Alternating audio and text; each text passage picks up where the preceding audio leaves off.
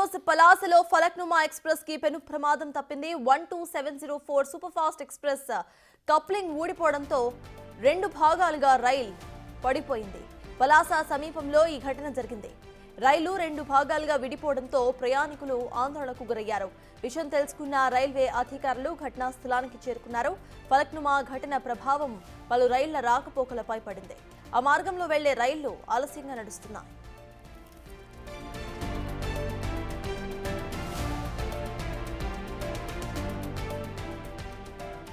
ఈ train decoupling కు సంబంధించిన అప్డేట్స్ మా ప్రతినిధి రాము అందిస్తారు. రాము, చెప్పండి, ప్రెసెంట్ అక్కడ అప్డేట్స్ ఏంటి? డీకప్లింగ్ జరిగినట్టుగా తెలుస్తోంది, అధికారులు ఏమంటున్నారు? ఫలక్నామా ఎక్స్ప్రెస్ కి పలాస సమీపంలో పెను ప్రమాదం తప్పింది. 7:30 సమయంలో సికింద్రాబాద్ వస్తున్న ఫలక్నామా ఎక్స్ప్రెస్ కు 7:30 సమయంలో కూడా 7వ బోగి నుంచి కూడా మొత్తం మధ్యలో రెండు భాగాలుగా విడిపోయింది. అయితే విడిపోయిన తర్వాత వెంటనే కూడా స్థానికంగా ఉన్న కొంతమంది కేకలు వేయడం, మరోవైపు వెనకాతలో ఉన్న గార్డు దాన్ని పరిశీలించడంతో వెంటనే డ్రైవర్ కి సమాచారం ఇవ్వడంతో రన్నింగ్ లో ఉన్న ట్రైన్ ని కూడా వెంటనే ఆపడం జరిగింది. అయితే రన్నింగ్ లో అప్పటికే అది పలాస మందస నుంచి బయలుదేరిన కొద్దిసేపటికే సుమాదేవి రైలు స్టేషన్ సమీపంలో అది పట్టాలు తప్పినట్టు కూడా అధికారులు అయితే గుర్తించారు. వెంటనే కొంత దూరం వెళ్ళిన తర్వాత ఇంజిన్ ఒకవైపు బాక్సులు ఏదైతే 7వ బాక్స్ నుంచి మిగిలిన బాక్సులన్నీ కూడా కొంత దూరం ప్రయాణించి పట్టాల మీద ఆగిపోవడం జరిగింది. అయితే ఈ సమయంలో వెంటనే కూడా ఏదో జరుగుతుందని కూడా భావించిన మొత్తం ప్రయాణికులు కూడా ఆందోళనకు గురయ్యారు. వెంటనే ట్రైన్ అయిపోయిన వెంటనే కూడా అధికారులు కిందకి దిగిన వెంటనే కూడా సమీపంలో ఉన్న మందస రైల్వే అధికారులకు సమాచారం అందించారు. హుటాహుటిన రైల్వే అధికారులు అందరూ కూడా అక్కడికి రావడం జరిగింది. దీనికి సంబంధించి ఏదైతే ఏం జరిగింది, ఎందుకు అసలు కప్లింగ్ ఊడిపోయింది అనే దానికి సంబంధించి కూడా రైల్వే అధికారులు అయితే ఆరా చేస్తున్నారు. ప్రస్తుతానికైతే ట్రైన్ కి సంబంధించి కూడా మరమ్మతులన్నీ కూడా అవుతున్నాయి. మరొక 10-15 నిమిషాల్లో కూడా ట్రైన్ ని తిరిగి కప్లింగ్ చేసి వెంటనే కూడా దీన్ని ఔరాకి తిరిగి పంపించేందుకు కూడా అధికారులు అయితే ముమ్మర ఏర్పాట్లు అయితే చేశారు. అయితే దీనికి సంబంధించి 7:30 సమయంలో ఈ ప్రమాదం 7:30 సమయంలో జరిగింది. దీంతో ప్రయాణికులంతా కూడా ఒకసారి కూడా ఎక్కడ పట్టాలు తప్పిపోతున్నాయని కూడా ఒకసారిగా కూడా ఆందోళన గురి లోన కూడా కేకలు వేసినట్టు కూడా తెలుస్తుంది. దీంతో ఎక్కడికక్కడే కూడా ట్రైన్ కొంత దూరం వెళ్ళిన తర్వాత ఆగిపోవడంతో మొత్తం ప్రయాణికులంతా ఊపిరి పీల్చుకున్నారు. అసలు ఎందుకు జరిగింది డీకప్లింగ్ అనేది అంత దూరం సికింద్రాబాద్ నుంచి వచ్చి మందస సమీపంలోనూ ఈ విధంగా జరగగల కారణాలు ఏంటో దానికి సంబంధించి కూడా రైల్వే అధికారులు అయితే మాత్రం విచారణకు ఆదేశించారు. అయితే ఎటువంటి ప్రమాదం జరగకపోవడం పట్ల ఒకవైపు రైల్వే అధికారులు, మరోవైపు ప్రయాణికులు అంతా కూడా ఊపిరి పీల్చుకున్నారు. దీనికి సంబంధించి వెంటనే మందస సమీపంలో రైల్వే అధికారులు వచ్చి ఎక్కడికక్కడే మరమ్మతు పనులు అయితే పూర్తి చేశారు. మరికొద్ది సేపట్లో ట్రైన్ బయలుదేరే అవకాశం ఉంది. అయితే ఇది అంటే ఇంత ప్రమాదానికి గల కారణాలపై కూడా ఆరా తీస్తున్నారు. అయితే 7:30 సమయం నుంచి కూడా ఇంచుమించుగా ఇప్పుడు 9 అయింది. 2:30 గంటల నుంచి కూడా ఇది చాలా బిజీ లైన్. చాలా వరకు కూడా ఇంచుమించు 3-4 ట్రైన్లు వెళ్లాల్సి ఉంది. దీంతో 7:30 నుంచి వెళ్లాల్సిన ట్రైన్లన్నీ కూడా ఆలస్యంగా ప్రయాణిస్తున్నాయి. దీనికి సంబంధించి కూడా ఇప్పటికే దానికి సంబంధించిన అధికారులంతా కూడా ప్రమాదం జరిగిందనే సమాచారాన్ని ఉత్తర కోస్తా ఈస్ట్ కోస్ట్ రైల్వే అధికారులపై సమాచారం అందించడంతో దీనికి సంబంధించి అదే లైన్ లో వెళ్తున్న ట్రైన్స్ అన్ని కూడా వేరే వైపు నుంచి దారి మళ్లించడంతో పాటు మరి కొంతసేపు లేట్ గా రావాలని కూడా అధికారులు కూడా రైల్వే సంబంధించి ఆ ప్రాంతంలో ప్రయాణించే ట్రైన్ కూడా సమాచారం ఇచ్చినట్టు తెలుస్తుంది. మొత్తం మీద కూడా ఫలక్నామా ఎక్స్ప్రెస్ కి భారీ ప్రమాదం తగ్గింది. ఎందుకంటే ఇది 23 బోగులతో ప్రయాణిస్తున్న ట్రైన్. ఎక్కడ ఏ ప్రమాదం జరిగినా సరే వందలాది మందికి కూడా తీవ్ర ప్రమాదం జరిగే అవకాశం ఉండేది. కానీ ప్రయాణం అది సూపర్ ఫాస్ట్ ఎక్కువ చాలా ఫాస్ట్ గా వెళ్తుంది. ఇంచుగా 100 నుంచి 140 కిలోమీటర్ల ఫాస్ట్ వెళ్లే ట్రైన్ ఇది. ఎక్కడ కూడా ఎందుకంటే ఇది అహ్మదాబాద్ వలసలో ఆగుతుంది. అక్కడి నుంచి కూడా మళ్ళీ పలాస మళ్ళీ తిరిగి ఇచ్చాపురం తప్పి మధ్యలో ఎక్కడ ఆగే అవకాశం లేదు. అంత ఫాస్ట్ గా వెళ్లే ట్రైన్ ఒక్కసారిగా పట్టాలు తప్పడంతో మొత్తం ఒక్కసారిగా కూడా డీకప్లింగ్ అయితే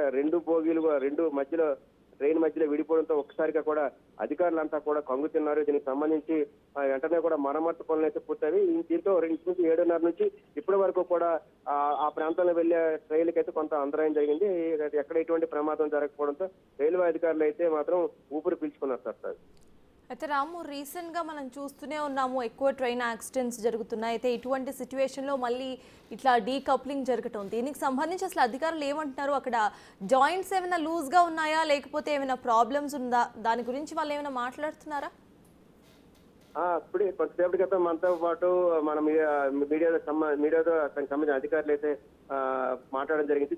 అక్కడ ఉన్న సాంకేతిక కారణాల వల్ల అది డీకప్లింగ్ అయింది. జనరల్ గా ప్రతి రైల్వే స్టేషన్ కూడా మేజర్ రైల్వే స్టేషన్ విశాఖపట్నం కానీ రాజమండ్రి కానీ ఇలాగా ప్రతి మేజర్ రైల్వే స్టేషన్ లో ప్రతి ట్రైన్ కి సంబంధించి ప్రతి బోగి కూడా అబ్జర్వ్ చేస్తారు. దానికి సంబంధించి కూడా రైల్వే స్టేషన్ సమీపంలో ప్రత్యేకమైన అధికారులు ఉంటారు. ఎక్కడైనా సరే పట్టాలు తప్పుందో లేకపోతే ఏమైనా పగుళ్ళు ఉన్నాయా దానికి సంబంధించి ప్రతి దానికి సంబంధించి కూడా ఎక్కడికక్కడ కూడా అధికారులు చెక్ చేసి పంపిస్తారు. కానీ చెక్ చేసిన తర్వాత విశాఖపట్నంలో కూడా చెక్ చేస్తారు.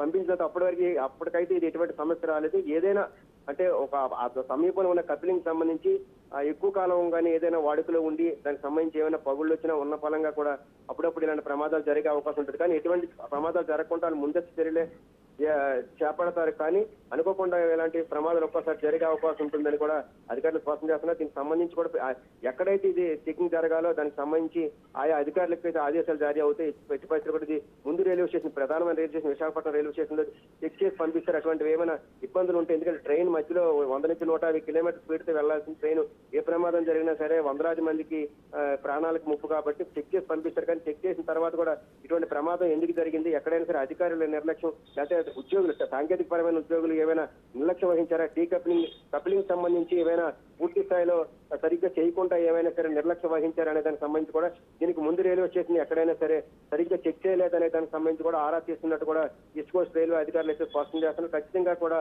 ఇది రైల్వే అధికారులు అయితే చాలా సీరియస్ గా తీసుకుంటారు. ఎందుకంటే ఇది చిన్న చితక సమస్య కాదు. వందలాది మంది 23 బోగీలతో కొన్ని వందల మంది ప్రయాణించే ట్రైన్ కాబట్టి ఖచ్చితంగా కూడా ఏం జరిగింది, ఏమైనా అధికారుల నిర్లక్ష్యం ఉందా అనే దానికి సంబంధించి కూడా ఆరా తీస్తున్నట్టు కూడా అధికారులు స్పష్టం చేస్తున్నారు. Sir right, thank you Ramu. Palasa Falaknuma express కి పెను ప్రమాదం తప్పింది. 12704 సూపర్ ఫాస్ట్ ఎక్స్ప్రెస్ కప్లింగ్ ఊడిపోవడంతో 2 భాగాలుగా రైలు విడిపోయింది. పలాస సమీపంలో ఈ ఘటన జరిగింది. రైలు 2 భాగాలుగా విడిపోవడంతో ప్రయాణికులు ఆందోళనకు గురయ్యారు. విషయం తెలుసుకున్న రైల్వే అధికారులు ఘటనా స్థలానికి చేరుకున్నారు. ఫలక్నుమా ఘటన ప్రభావం పలు రైళ్ల రాకపోకలపై పడింది. ఆ మార్గంలో వెళ్లే రైళ్లు ఆలస్యంగా నడుస్తున్నాయి.